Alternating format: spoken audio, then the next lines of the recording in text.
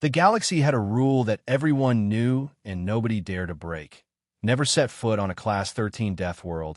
No trader, no soldier, no pirate would even think of it. Such worlds were marked in bright red on every star map. The kind of place that could swallow an army in a single day and leave no trace.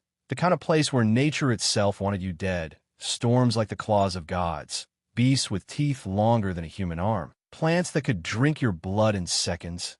And yet whispers began to move through the darker corners of the spaceports. Whispers that spoke of something impossible. They said humans lived there.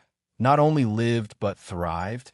And the whispers carried the weight of truth. Told by freighters who swore they had seen strange signals. Told by smugglers who claimed to trade rare goods from the planet itself. The idea was madness. Everyone knew humans were tough compared to many species, but this was beyond toughness. This was suicide. Still, the rumor grew. And in the shadow of a small frontier port, an alien named Kirill heard it for the first time. He could not believe it. His people feared Class 13 worlds above all else. To even be in orbit around one was considered bad luck. Kirill was young, restless, and far too curious for his own good. The more the older traders laughed at the rumor, the more he wanted to see it for himself. The market stalls around him glowed with alien lights and strange smells, voices in a dozen languages calling out deals. But all he could think of was the Deathworld. It sat like a forbidden star in his mind, pulling him toward it. So when he learned a merchant ship was heading on a route that would pass close to it, he wasted no time, offering his work as a cargo hand for the voyage. The captain of the vessel was a broad-scaled reptilian who looked Kirill over with cold eyes, the kind of captain who had seen too much and trusted too little. When Kirill mentioned the Deathworld, the captain's tail flicked in irritation. No sane crew talked about such places, but the young alien kept his real interest hidden and was given a bunk deep in the hold among the crates of dried protein and sealed mineral containers. The ship left port with a slow turn, engines pushing it into the black void. Days passed in the quiet rhythm of space travel, the hum of reactors, the muted chatter of crew, and the endless view of distant stars drifting past the viewing decks. Kirill worked hard and kept silent, but inside his mind the thought of the Deathworld burned brighter with each passing day. When the navigation systems finally marked their course, bringing them near the red warning zone, he could hardly sleep. Each hour felt heavy with the pull of the unknown. The captain announced over the comms that they would keep their distance. No detours, no risks. The planet was nothing but danger and death. But Kirill could not stop himself. When he saw the readings appear on a small console in the cargo bay, his heart raced. It was bigger than he imagined. A massive sphere of swirling clouds, dark green land masses, jagged mountains cutting through mist, rivers like silver veins twisting into oceans that shone under the distant sun. Even from space, the planet seemed alive in a way that felt wrong and right all at once. Then the sensors flickered. Strange readings began to appear, signs of intelligent life. Not just scattered signals, but organized transmissions, coded bursts, and energy spikes in patterns no natural process could make. The crew muttered in low voices. The captain ordered the ship to maintain course and not engage. But Kirill's eyes locked on the data. The patterns looked almost human. His pulse pounded in his ears. This was the proof the rumors might be real. Late into the ship's night cycle, he moved quietly, climbing the narrow ladders to the observation deck. Outside, the vast planet hung like a sleeping giant, storms rippling across its surface, flashes of lightning tearing the clouds. His breath caught as he saw what looked like faint lights deep in the shadow of the mountains. Too regular to be volcanoes, too steady to be firestorms. His claws tapped against the rail as he leaned forward, trying to see more. That was when he heard the footsteps behind him. The captain stood there, arms crossed, his gaze hard. He told Kirill in a low voice that staring too long at a death world was like staring into the maw of a beast. Sooner or later, it noticed you. Kirill asked if it was true that humans lived there. The captain's eyes narrowed and his voice dropped lower still. Some say they do. Some say they're ghosts. Others say they're something else entirely, but whatever they are best left alone. Kirill's mind refused a warning. He had to know. More, his voice came out quiet but firm. I want to see it for myself." The captain's laugh was sharp and humorless. "You would not last an hour," but before he could order Kirill away, the ship shuddered. Alarm screamed. The deck lights flared red, and the deep hull groan told every crew member that something massive had struck them. The captain bolted for the bridge. Kirill followed. The screen showed debris spinning past, but it was no asteroid. Something metallic had locked onto their hull. Shapes moved across the exterior cameras, too fast to be space junk, too large to be any known boarding craft. The crew scrambled to seal hatches. The ship trembled again, as if something was forcing its way inside. Kirill's heart pounded. The atmosphere warning lights flickered. The captain shouted orders. Plasma rifles were pulled from lockers. But before Kirill could even take one in hand, the sound came. A deep metallic tearing that rattled his bones. Then silence. The lights blinked out, leaving only the red emergency glow. He could hear movement in the dark, not the careful step of crew, but heavy, confident strides, closer and closer. Kirill turned, eyes wide, as figures emerged from the shadows at the far end of the corridor. Tall shapes clad in mismatched armor, faces hidden by helmets with glowing visors. They moved with the ease of predators in their own hunting ground. One of them raised a hand, and the other stopped. Then the helmet hissed open, revealing a face that Kirill had only seen in data archives, the face of a human. The man's eyes studied him for a long moment. Then his mouth curved into the faintest of smiles. "Welcome to the Deathworld," he said, his voice low and rough like stone. Before Kirill could speak, a sharp roar echoed through the ship. Not from humans, but from something outside. Something massive circling them in the black void. The human smile did not fade.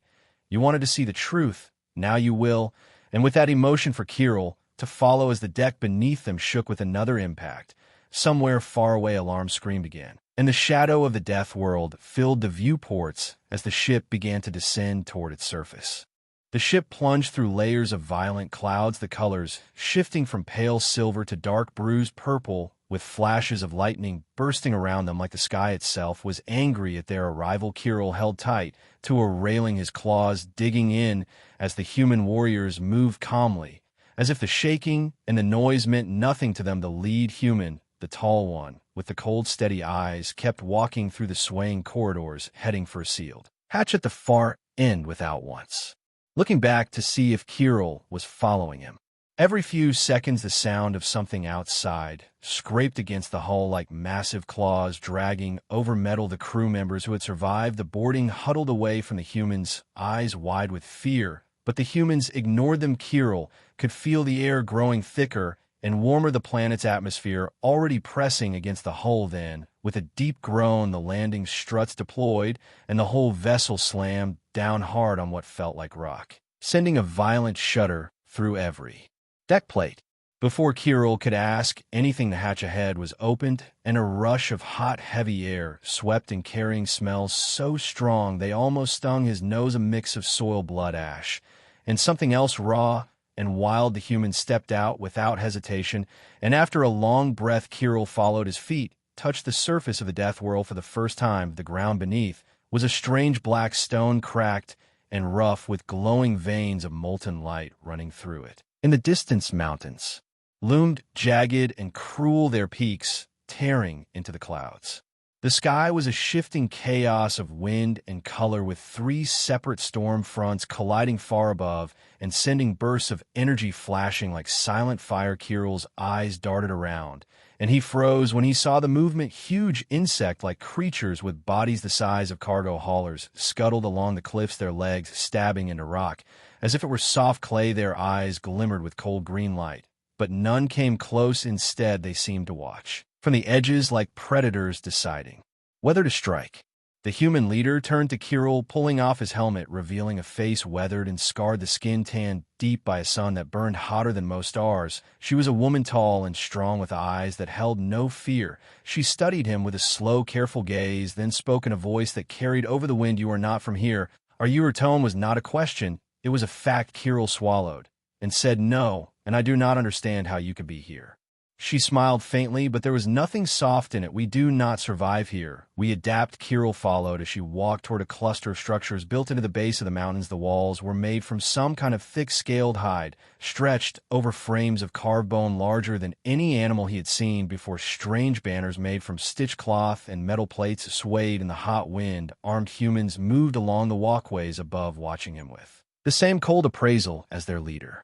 Inside the largest structure, the air was cooler, dimly lit by fires burning, and metal bowl shadows danced across walls marked with symbols and carvings of beasts locked in battle with humans. Kirill realized these were not just shelters. They were fortresses designed to keep out predators larger than starships. The woman gestured for him to sit on a low bench carved from stone. She leaned forward, elbows on her knees, and asked again why he had come. Kirill hesitated, then told her about the rumors in the galaxy, the disbelief that humans could live on a Class 13 Deathworld, and his need to see for himself.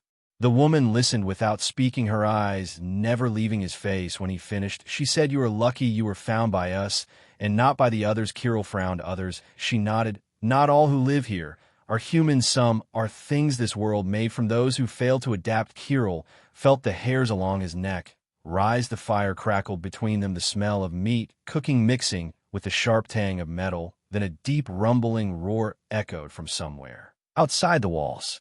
The humans reacted instantly. Every warrior in the hall stood, weapons in hand. The woman looked toward the sound, and then at Kirill, her voice calm but firm. "Come, you should see this." He followed her outside the gates. Beyond the outer walls, a massive shape moved through the black stone plains, its body low to the ground like a reptile, but with 6 muscular legs and a tail that whipped the air in heavy arcs. Each movement made the earth tremble. The beast's head was covered in layered plates of bone, and from its mouth came another roar that rolled over the plains like thunder.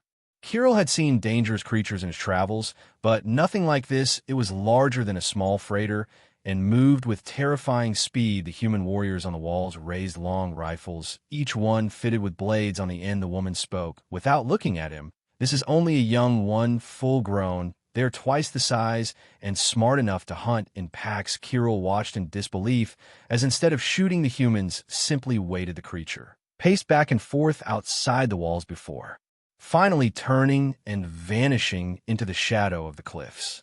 The woman led him back inside, where a pot of thick stew bubbled over the fire. She handed him a bowl. The meat inside was dark and firm, the flavor rich with smoke and spice. When he asked what it was, she only smiled and said, "You do not want to know." They ate in silence for a while. Then she asked him how long his ship would remain in orbit. Kirill told her he did not know if it was even still up there after the attack. She tilted her head and said, "If it is, then it will be found and stripped within the next day by either the sky beasts or the scavenger bands. So if you're thinking of leaving soon, do not count on it."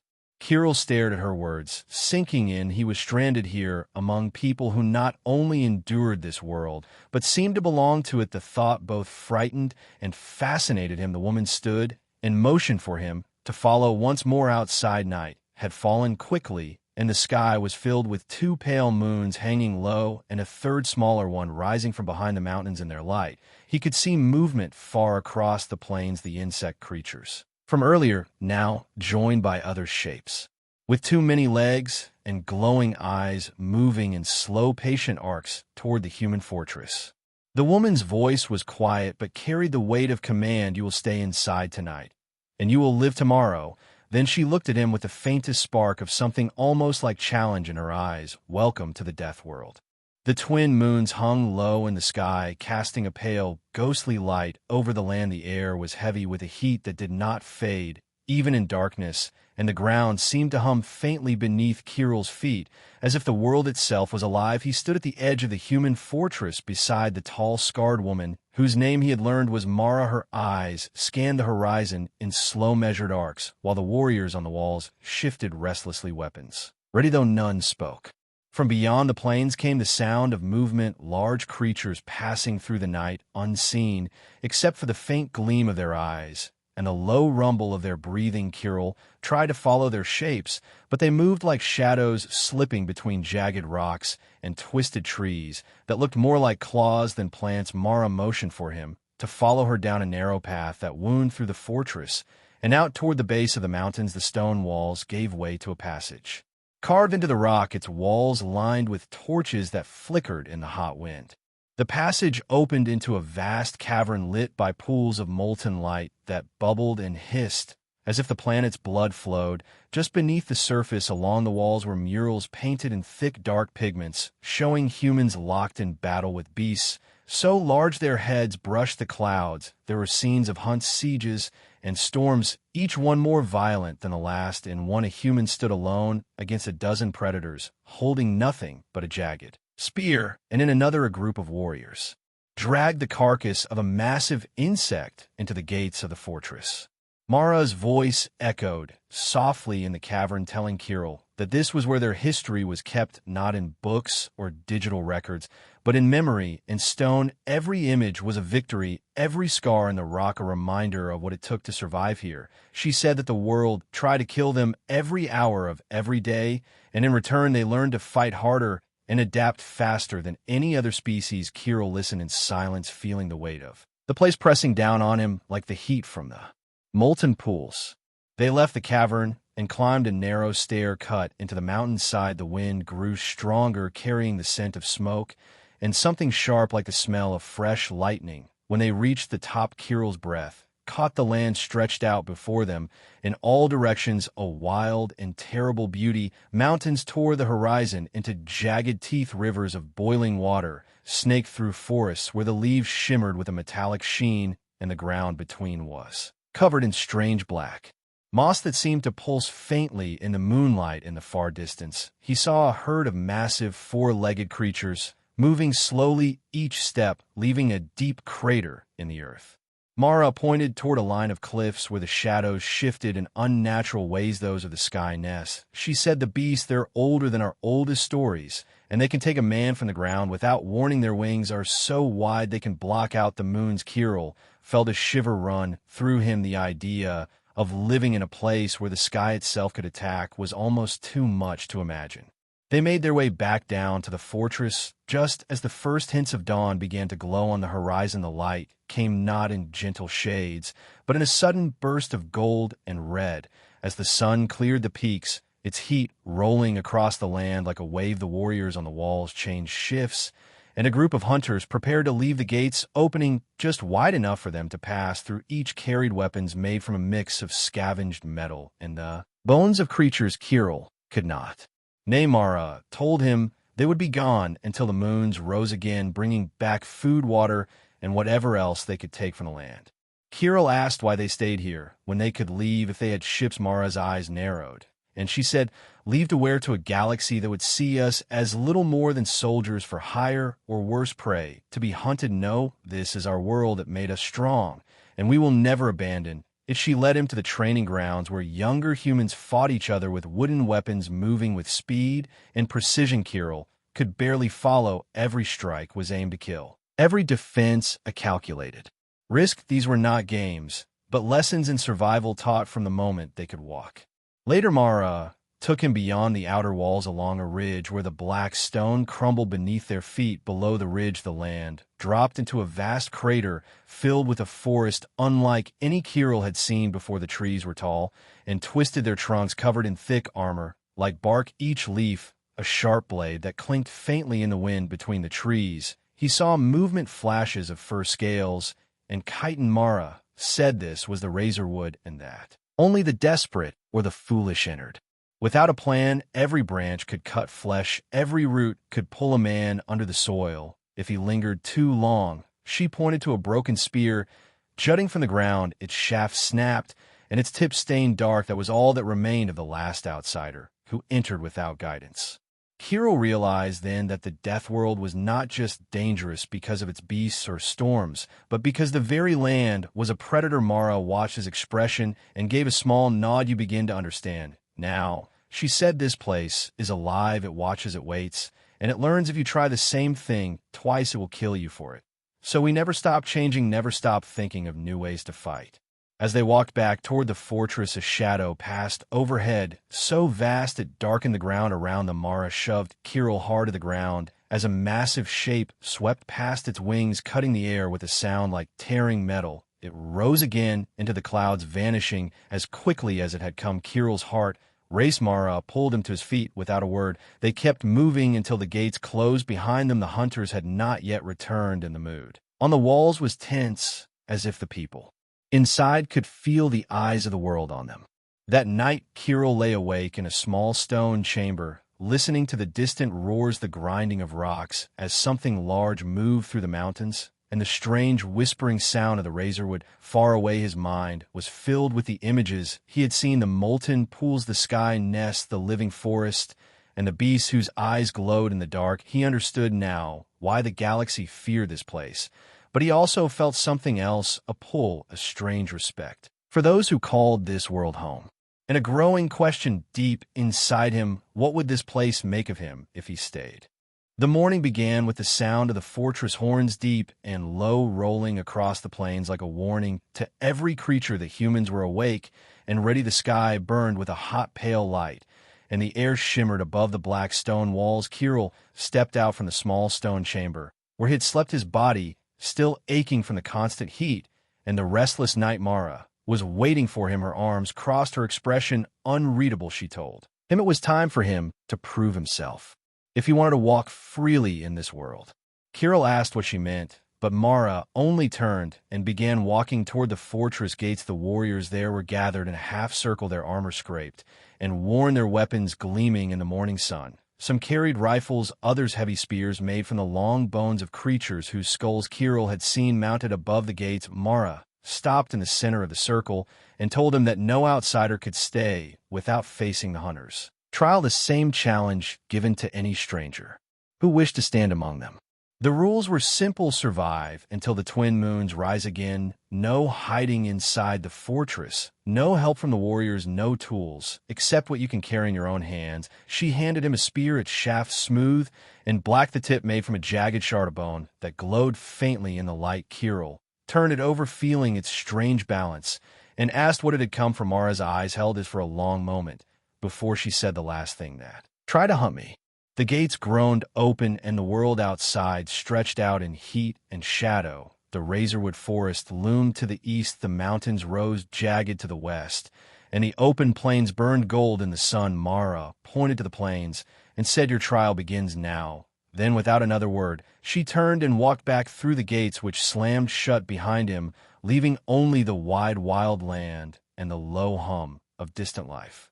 Kirill moved slowly, his eyes scanning the horizon. Every sound made his pulse quicken. The wind hissed over the stone, carrying the scent of something sharp and metallic. He could see movement, far-off shapes that darted in and out of the heat. Haze too quick to identify. The land here was uneven, scattered with jagged rocks and shallow pits filled with fine gray dust. In one of them, he saw the skeletal remains of a long-legged animal, its bones gnawed and splintered as if by many small teeth. He kept walking, the heat pressing down on him in heavy waves, until he reached a line of low ridges. Beyond them, the ground dropped into a dry riverbed, its walls carved smooth by ancient floods. He climbed down carefully, his claws scraping the stone at the bottom. He found tracks large and deep, the claws that had made them, cutting clean lines into the rock. The size of the prints made his chest tighten. Whatever had passed here was heavy and fast, and it had passed recently. A sudden shadow flickered over him, and he dropped into a crouch, looking up just in time to see a wide-winged shape sweep overhead, its cry high and sharp, cutting the air before vanishing into the blinding sun. He gripped his spear tighter and moved quickly, following the curve of the riverbed, until he found a narrow gap where the stone walls had collapsed, creating a slope that led out onto the plains again. The ground here trembled faintly, as if something large was moving nearby. Kirill froze and listened. The sound was slow and heavy, each step making the dust leap from the ground. He backed toward a cluster of sharp rocks. Just as the source appeared from behind a ridge, it was a beast unlike any he had seen before, its body low and muscular, covered in rough plates of dark hide, its mouth filled with teeth that curved backward and glistened with saliva. Its eyes locked on him, the beast let out a deep growl and began to stalk forward, each step deliberate, each movement filled with the confidence of a predator that knew it was the master here. Kirill's heart pounded in his ears. He knew he could not outrun it on the open plain. The rocks behind him offered the only cover. He darted between them, the beast quickening its pace, claws scraping over stone as it followed. He ducked into a narrow gap, twisting sideways to fit through the creature's head, slammed against the entrance, its teeth snapping inches from his leg. He thrust the spear forward, striking at its eye, but the bone tip skidded off the thick plate of its brow, and the beast roared in fury. Backing deeper into the rocks, Kirill found himself in a small hollow, its roof open to the sky. He glanced around, quickly spotting a loose boulder wedged high in a crack above the gap. The beast was trying to force its way inside, widening the space. With every shove, Kirill climbed the side of the hollow, claws gripping the rough stone. As he reached the boulder, it shifted slightly under his weight. With a final shove, he sent it crashing down. The rock struck the beast square in the head. The impact knocking it backward. With a sharp cry, it staggered away, shaking itself, before turning and vanishing into the haze, leaving only the scent of blood and dust behind. Kirill slumped against the stone, catching his breath, his arms trembling from the effort. He knew the trial had only begun and that the moons were still hours from rising. He left the hollow, moving toward the distant mountains, thinking their slopes might offer higher ground and better visibility. The climb was slow and grueling, the black stone heating under the sun until it burned against his skin, but he pushed on, driven by the thought of the creatures that might be following him from the plains below. Halfway up, he paused to drink from a narrow stream that cut through the rock. The water was cool, but tasted faintly of metal. He looked down and saw that the stream was lined with small plants, their leaves thin and translucent, each one tipped with a bead of clear liquid. As he leaned closer, one of the leaves twitched toward him, moving faster than seemed possible. He jerked back just as the tip lashed forward, slicing the air where his face had been. He realized with a chill that the plants were hunting as well. By the time he reached the ridge, the sun was sinking and the moons were beginning to rise, their pale light spilling across the land. The view stretched for miles in every direction, the razorwood swaying in the evening wind, the plains dotted with moving shapes, the mountains casting long shadows. Mara's voice came from behind him, calm and steady. "You are still alive. That is more than many can say." She stood there, spear in hand, her eyes glinting in the moonlight. Without another word, she turned and began leading him back toward the fortress. The trial was over, but the lessons of the Deathworld had only begun. The night was alive with sound, the wind carrying the distant growls of predators and the soft hiss of razorwood, leaves moving like blades over the ground. Kirill followed Mara cautiously across the ridge, the twin moons casting pale silver light over jagged rocks and shadowed hollows, every step echoing like a warning. He could feel the heat of the land beneath his claws, pulsing with the life of the planet itself, every creature in the distance sensing his presence, as if the world were aware he had come this far. Suddenly, a low rumble rolled across the plain, a sound deeper and heavier than anything he had ever heard. It vibrated through his bones and shook loose small stones from the ridge. Mara stopped without warning and signaled him to crouch, her eyes scanning the horizon. She pointed toward a shadow moving between two distant cliffs. It was the six-legged predator from earlier, the one he had glimpsed in the stormed plains, its massive body glinting faintly in the moonlight, each step making the earth shiver. The creature's eyes locked on him, and for the first time, Kirill understood how it had tracked life all this way. Its senses were honed to the very vibrations of the land. Mara whispered, "Lean forward and follow me." He obeyed, moving as quietly as possible, the ground uneven and sharp beneath him, claws slipping occasionally on loose gravel. The predator came closer, the rumbling now a constant growl in the distance, and the shadows of smaller hunters emerged behind it from the forests of jagged metal trees, their glowing eyes flicking across the rocks like firelight. Kirill could feel his pulse hammering in his throat, and his claws shaking. He gripped his spear tighter, feeling the weight of the bone in his hands, as if it were the only protection against the world. The first smaller hunter leaped from the rocks, its legs snapping forward like coils of metal. It landed between Kirill and Mara, its mandibles clicking with anticipation. He thrust his spear forward, striking at the creature, but it twisted out of the way, easily landing another blow against a stone just beside him. The force sent him back a step. He ducked as another hunter dropped from above his back, the shadows alive with movement, and the predator closer with each heartbeat. He realized running would not save him. There was only one choice: fight or die. He scanned the environment, the jagged rocks rising around him, forming natural traps, the smaller hunters moving with speed, but not with intelligence. He knew he could use the land to his advantage, remembering Mara's words: adapt or perish. He ran toward a narrow crevice between two sharp rocks, the hunters following, but the space too small for all of them to pass at once. He thrust his spear forward and struck one with the bone tip, piercing its side. It screeched and fell backward. Another tried to follow, and he shoved a loose rock at it, sending it tumbling into the shadows. The others paused momentarily, giving him just enough space to climb the rocks and gain higher ground. From above, he could see the predator approaching, its 6 legs moving with terrifying precision, the ground quaking with each step, smaller hunters scuttling around it, waiting for the signal to strike. Kirill gritted his teeth and looked around, his eyes catching a boulder wedged above a ledge, a plan forming in his mind. He climbed quickly, using every claw to grip the sharp edges. Finally reaching the top, he positioned himself above the predator, timing his move carefully. The beast raised its head and roared, the sound echoing across the cliffs and the forest below, the smaller hunters freezing for a moment in recognition of their master's anger. With a deep breath, he pushed the boulder over the edge. It tumbled down, striking the predator on the back, its momentum causing it to stagger. It roared louder, the sound cutting across the ridges like a blade, and for a moment he feared it was not enough, but then the beast fell forward, its legs flailing as it hit the rocks below, smaller hunters scattering in every direction. Kirill leapt down, following the momentum, keeping his balance as he landed on the edge of the riverbed below, the predator still moving but dazed and groaning, its eyes burning with anger and pain. The fight was not over. Mara's voice called from the ridge, "Move quickly." Kirill obeyed, running across the open plains, the predator struggling behind him, every step a reminder that this world was alive and merciless. He could hear the smaller hunters regrouping around him, their mandibles snapping and claws scraping the ground. He darted between jagged rocks, weaving and ducking, avoiding attacks that would have torn him apart. His step would have meant death. Every muscle burning, every heartbeat a drum of warning.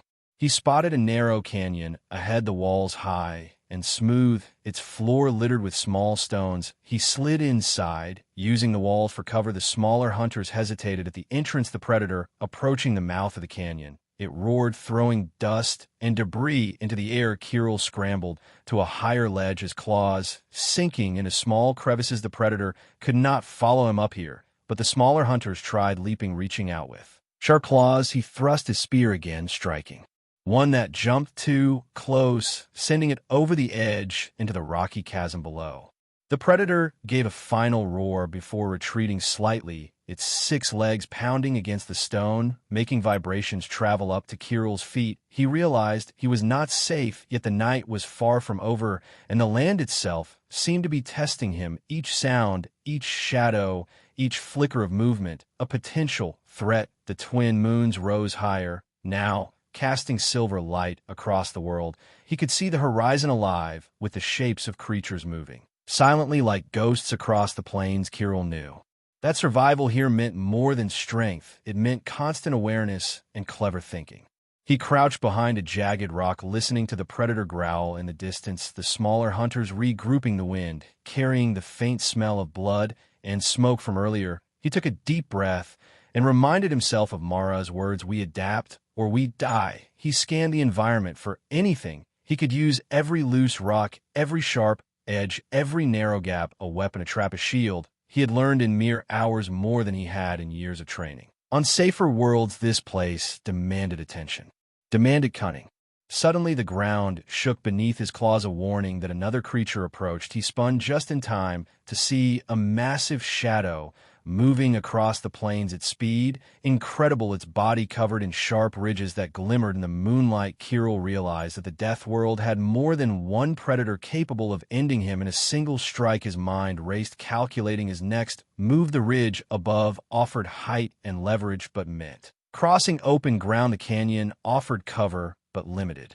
Movement, he chose the canyon for now, moving carefully, weaving behind stones and debris, thrusting his spear at anything that came too close.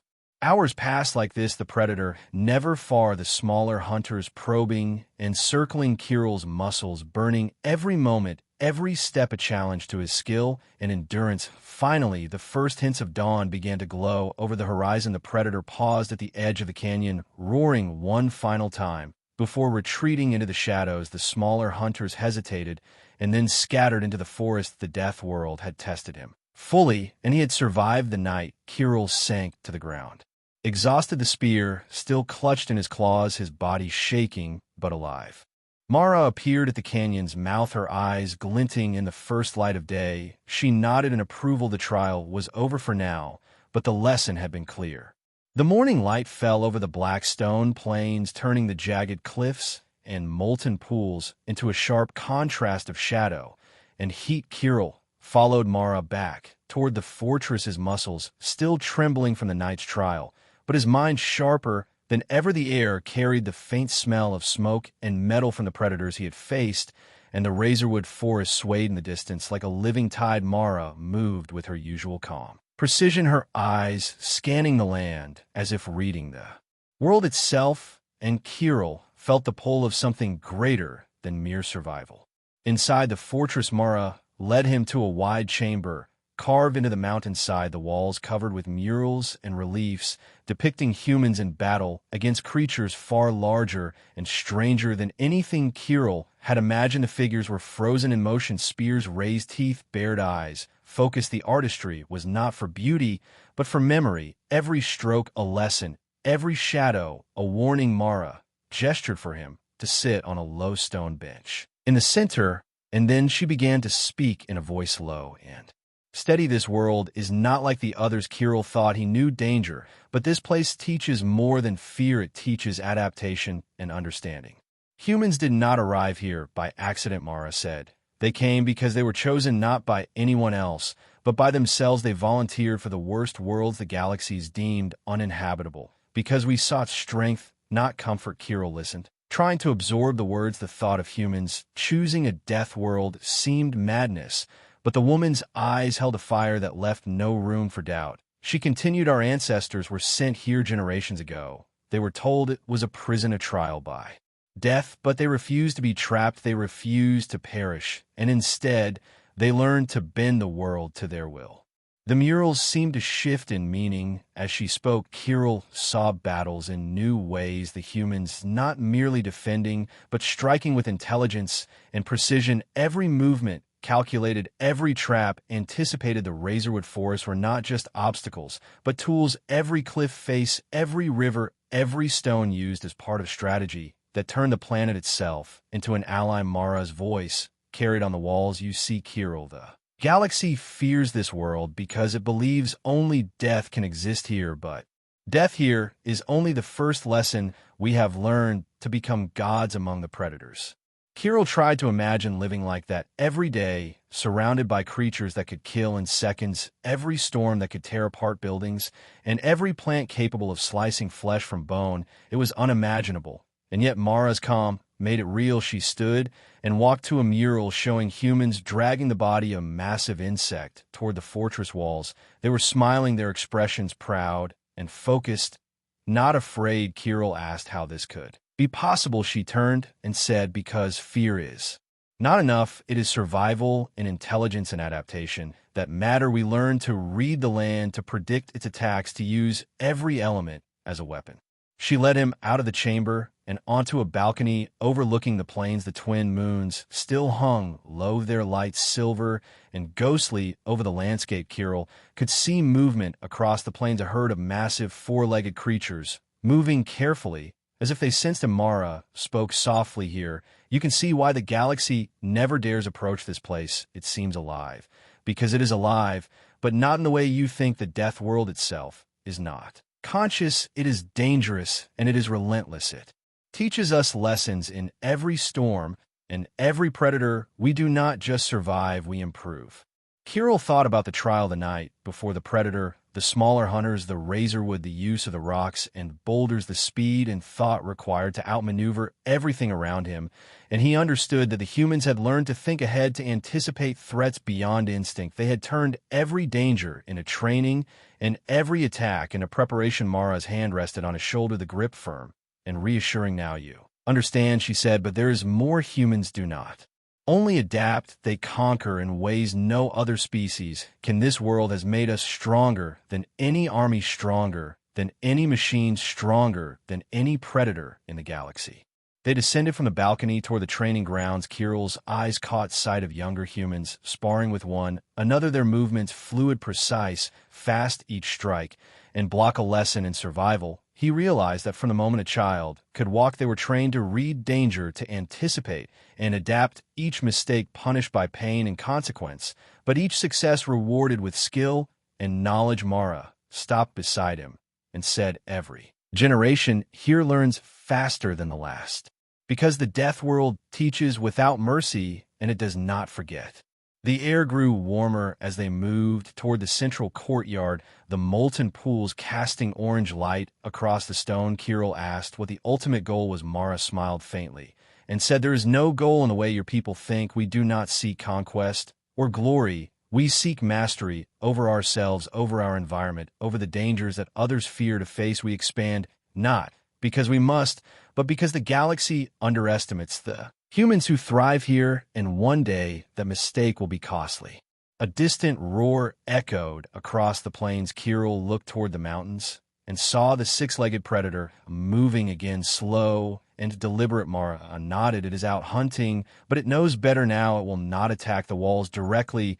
It respects the humans who live here. It has learned the lessons of pain and persistence, just as we have. She gestured toward the edge of the fortress where a young scout stood observing the horizon. The humans, even the youngest, understand the power and limits of this world. Kirill felt the weight of the truth settling in the pit of his stomach. This was not just survival. This was evolution accelerated by necessity. She led him to a quiet corner of the fortress where a small device lay upon a stone pedestal. Kirill looked at it curiously. It glimmered faintly under the light. Mara said, this is a beacon. It allows us to observe and signal distant worlds. We are not hidden. We are not invisible, but we are feared and respected. The galaxy assumes that any humans here would perish quickly. We let them assume that because one day they will realize the truth. Too late. Kirill realized that the humans were not only surviving the Deathworld, they were preparing the galaxy for their strength in ways that could not be predicted.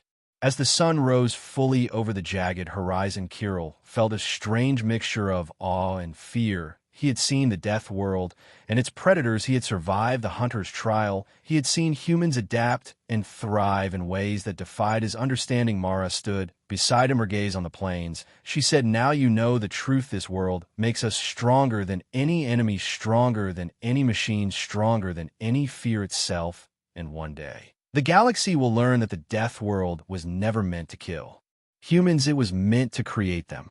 Kirill looked at the horizon, the twin moons fading into the daylight, and realized he had been changed by what he had seen. Every instinct, every fear, every lesson burned into his mind. He understood that humanity was not merely surviving here. They were mastering the impossible. He swallowed and asked what would happen next. Mara's eyes held a spark of challenge and triumph. We wait and we grow. She said, the galaxy is unaware, but one day it will discover that the humans of the Deathworld are not prey, but gods in their own right. The sun had climbed high over the jagged cliffs, the black stone plains stretching endlessly below. Kirill felt the heat radiate from the ground into his body, every step reminding him of the power and danger of the Deathworld. Mara led him to the highest ridge, where the fortress seemed small beneath them, and the landscape stretched like a living map, the wind carrying the faint scent of molten stone and burning metal. Distant roars echoing as predators moved through the plains and forests like shadows, testing the humans' vigilance. From this vantage point, Kirill could see the razorwood swaying violently in the wind, its leaves glinting like blades in the sunlight, and far off the mountains cast long shadows that twisted and shifted like predators themselves. Mara's eyes followed the horizon, her gaze unwavering. She said, "Today you will see the humans not as survivors, but as masters of the death world." A chill ran down Kirill's spine, the truth of her words settling in his mind. He realized that everything he had witnessed so far was only preparation for the display about to unfold. Below the ridge, small figures began to move across the plains, organized in formations that were almost impossible to believe. Kirill counted dozens, and then hundreds, and then could no longer track them as humans emerged from hidden paths and narrow canyons, each carrying spears, blades, and tools made from the bones and hides of the Deathworld's creatures. They moved in silence, but with precision, every step measured, every formation tight and coordinated, as if the land itself had taught them the strategy. Mara gestured for him to watch closely, and Kirill followed her gaze toward a distant ridge where a massive predator had emerged from the shadows, its 6 legs striking the stone in heavy arcs, and smaller hunters flanking it from every side. The humans did not attack. Immediately, they waited, observing the predator's movements, its breathing loud and deliberate. Kirill could feel the tension in the air. The land seemed to hold its breath. Mara whispered, "Every step here is a calculation, every movement a lesson." The humans do not strike blindly. They learn the patterns of life and death in this world, and then they use it against the predator. Suddenly, the humans advanced in perfect synchronization, their spears thrusting forward with speed and accuracy. Kirill gasped as the smaller hunters tried to flank the humans, but found themselves trapped by the formations. The predator roared, its body massive and terrifying. It charged, but the humans had anticipated it. Each strike and retreat, a calculated maneuver designed to exhaust and isolate the creature, its massive claws striking the stone but never reaching its targets. As the battle unfolded, Kirill realized he was witnessing not just survival, but the art of warfare perfected under the harshest conditions. The humans used the terrain flawlessly, drawing the predator into narrow ravines and shallow riverbeds where its size became a liability. Each movement restricted, each attack predictable. They used boulders, ledges, and the razorwood itself as weapons, rolling stones to strike the creature or forcing it into spiked trees. Kirill felt his heart race with awe and disbelief. The death world itself had been turned into a weapon. The predators, once masters here, now reacted to humans as if they were a force of nature itself.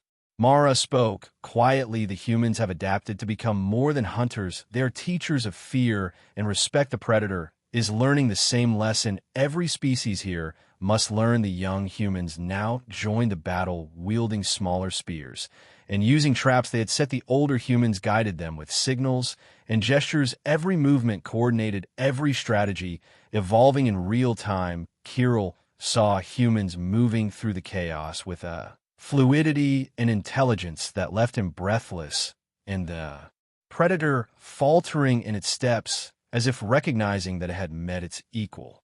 Hours passed, the sun descending slowly toward the horizon, the humans never tiring, never faltering. The predator forced back further and further toward the mountains, each smaller hunter falling or retreating after seeing their leader struggle. Kirill's mind raced with comprehension. The death world did not just test strength, it tested mind, endurance, and coordination, and the humans had mastered all of it. Mara nodded beside him. "Your galaxy underestimates us," she said, "but here we thrive because every danger becomes an opportunity, every predator a teacher, and every challenge a step toward perfection."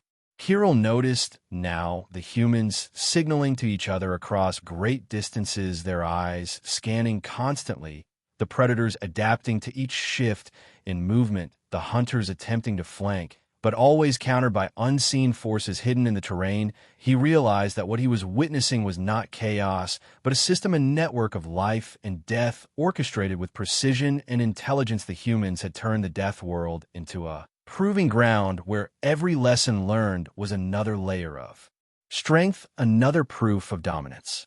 As the first hints of twin moons rose again, Mara's gaze turned toward Kirill. "You see now," she said, "the death world does not break humans, it molds them, it teaches them." and it shapes them into beings capable of surviving any galaxy. She stepped forward, her expression calm and proud. The predator roared one last time before retreating into the mountains, leaving behind only the sounds of distant hunters and the quiet rustling of razorwood. The humans stood in formation, untouched, unbroken. Kirill understood then that the legend was true. Humanity here was not prey, but master. The wind carried the scent of victory and adaptation across the plains, the humans lowering their weapons slowly, but remaining alert, every movement fluid and deliberate. Kirill's mind swirled with the implications. The galaxy would never guess the power contained within this remote fortress, this death world. The humans here were no ordinary species. They had been forged by the deadliest land imaginable and emerged stronger, smarter, faster than anything else he had ever seen. Mara turned to him and smiled faintly. "This is why we endure," she said, "and one day the galaxy will know the truth, but by then it will be too late." Kirill felt mixed with fear or respect for what he had witnessed. Unlike anything in his travels, the death world had not changed, just the humans. It had created a species capable of outthinking and outlasting the most extreme challenges imaginable. He looked toward the distant horizon, where predators waited and shadows shifted, and understood that the humans of this world would never bow and never be defeated. Their mastery was complete, their power undeniable, and their presence a warning to the entire galaxy. Mara's voice cut through his thoughts. "It is time to return," he said, nothing, following her back toward the fortress. Each step measured, every glance alert to potential threats. The sun setting behind jagged cliffs, painting the plains in gold and blood. Kirill's mind still raced, replaying every moment of the battle, and a lesson it had imparted. The humans were more than survivors, they were gods in the making, and the death world had made them so. As they reached the gates, the fortress walls seemed smaller somehow, yet stronger in the sense of purpose. Kirill turned one last time toward the plains, the twin moons high in the sky, illuminating the forests, rivers, and jagged stones below, every shadow a potential threat, yet now a place of opportunity and power. He realized the galaxy would never comprehend the full truth of this world unless it faced the humans themselves. Mara looked at him and said, "Welcome to the truth." Kirill nodded, the weight of understanding settling over him. He had seen the death world, its predators, its dangers, and its humans, and he knew the legends were only beginning.